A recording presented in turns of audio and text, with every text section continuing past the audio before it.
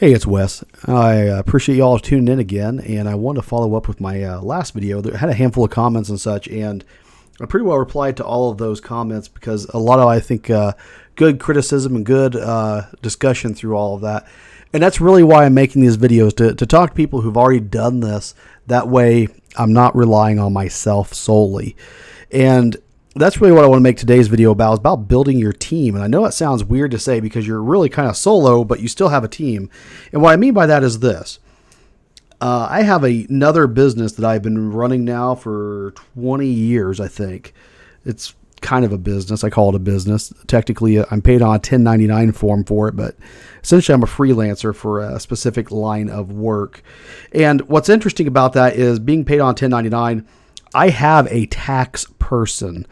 So whenever you begin to look into business for yourself, you need to get a tax person. Doesn't matter if it's an accountant, just a tax person at the local tax place that you can build a good rapport with. They are the person who will be able to guide you. And what I mean by that is this. Our tax person, she has been phenomenal for us over the years. She's just been wonderful. Just to give you an example, she's like, hey, you use your internet, for instance, for your work. Well, yes, I do. Well, guess what? We're going to be looking at that to deduct that off of your taxes at the end of the year. Whenever you begin to run a business, you have to realize a lot of the cost associated with the business really can be deducted. Now, of course, that's going to vary from location to location, from nation to nation. Places in the world will all vary somewhat. But at the end of the day, there's a lot of things that you can actually claim off of your taxes, and having a person in place who already understands this, let's just be honest, you really need it. It's something that you don't want to play around with. You don't want to be funny with your money. Now, the next part of your team, and in my circumstance, is a little different. It had been mentioned in some of the comments about TCG Player. Yes, I actually use TCG Player quite a bit. I already have a TCG Player account, and I mostly used it for purchasing.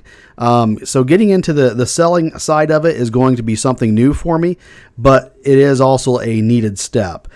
And that's something that is very, very important, because if I were to build my own website, I could have the world's greatest website, but if I don't have people pointing to that website in some shape, way, or form, it's not going to get any foot traffic. Whereas something like TCG Player, eBay, you're already getting the foot traffic. Yeah, they take their cut, but think about it. You don't have to put out money for advertising. You just post your cards or whatever it is that you're selling, and you're good to go. And so it's very, very important also that when you do get to the point where you want to have your own website, to have a website person that's reliable, and more importantly, somebody who understands SEO, search engine optimization. And I'm lucky in the fact I'm actually a web developer. So I do the web dev side. My SEO work, it could be a lot better, but I have a friend, because of where I work, that is in marketing, and he can actually talk with me quite a bit and give me pointers and help me out along the way. And so part of this building your team is just tapping people you already know who can give you advice to help you become more successful. Now, some of those are professional, like your tax people. Some of those are just people that you regularly know.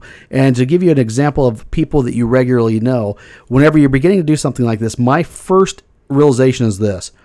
I have something like 3,000 cards in my personal collection. 3,000 cards in my personal collection sounds like a lot. It's not. 3,000 cards is nothing. And so whenever I began to realize that I'm going to have to scale this up in some shape, way, or form, there's a couple things I realized. First off, Wizard of the Coast, Magic the Gathering, you're not going to be able to sell it unless you have a brick and mortar store. My primary goal and purpose is to mostly go to vendor locations, set up at a local, like we have like a local kind of like a Comic-Con type thing, and do things like that. And obviously I'm not going to have a vendor shop, but the flip side is I'm not paying out $1,000+ a month in rent. I'm paying $100, maybe $150 to set up a table at a convention to be able to sell things. So my overhead is significantly less, which means that I can take and invest more into the product to be able to sell. And so that's something that's kind of gray area where you have to really kind of watch and see what's really going to pan out. The problem is I won't be able to qualify to order directly through a provider Magic the Gathering. So how am I going to get my hands on it? Well, simple truth is, people I know. People I know who have the cards, I'm going to contact them. I'm going to reach out to them. I'm going to build that network of local players that I already know play Magic the Gathering who maybe want to part with some cards. And I will touch base with them. Some of it, I'll just flat tell them, hey, if you got a bunch of junk that you're basically just want to ditch, I'll give you a penny a card or whatever it takes, And they'll probably look at me and be like, well, you're crazy. And I'm like, no, I'm talking about the absolute junk just to make it look like I have something to sell. And they'll probably smile, laugh, and be like, okay, here you go. It is what it is. And then some of the other ones, you'll work out deals to be able to help them help you. And so that's one of those important things, tapping into the people around you, tapping into the people who can help you, whether it be a person like a tax person, professional, or being people that you know within your circle and sphere of influence. Now, the other thing is this. I'm not going to be able to pick up a lot of Magic the Gathering because of the fact I don't have a brick and mortar store. But in my local area, Pokemon is what actually dominates at these little vendor shows. It's Pokemon. That's what it's all about. Now, I have Innistrad pulled up right now, and there's a reason why. I actually really, really like Innistrad. I played in the late 90s up until about 2002, 2003, whenever I got married.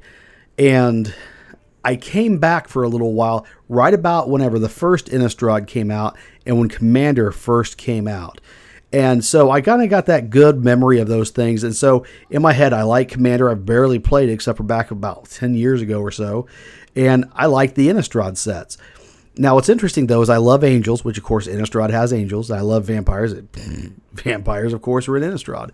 So it kind of goes hand in hand. One of the things I am doing is I do want to hunt down a lot of the Innistrad cards that are the land cards, but I also want to hunt down a lot of the mythics and the rares, like the Wedding Announcement and other cards like that. Olivia Voldaren. I actually, and this is kind of the thing, I've been thinking about more and more picking up the variant that is the, not the showcase, but the double feature variant. Yeah.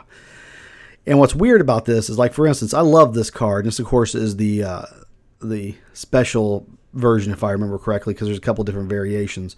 But if I remember correctly, it's kind of one of those weird situations where you have almost, I don't want to say an overprinting, because you have the Innistrad Crimson Vow, and then you had the double feature following it up. But the double feature was a limited run, but of course, like with everything right now, a lot of things are overprinted. So you kind of got that double hit. So what I'm thinking about doing is maybe picking up a lot of more of the double feature perhaps, and maybe that'll be something more to hold on to long term. But that's just a thought that I'm kind of boiling in my head still yet. But anyways, I just wanted to make a real quick video, kind of talk about a couple things, and kind of go from there. I'm a bit under the weather, and I think my voice is about to go, so I'm going to cut this one short. But I appreciate you tuning in, and have a great day.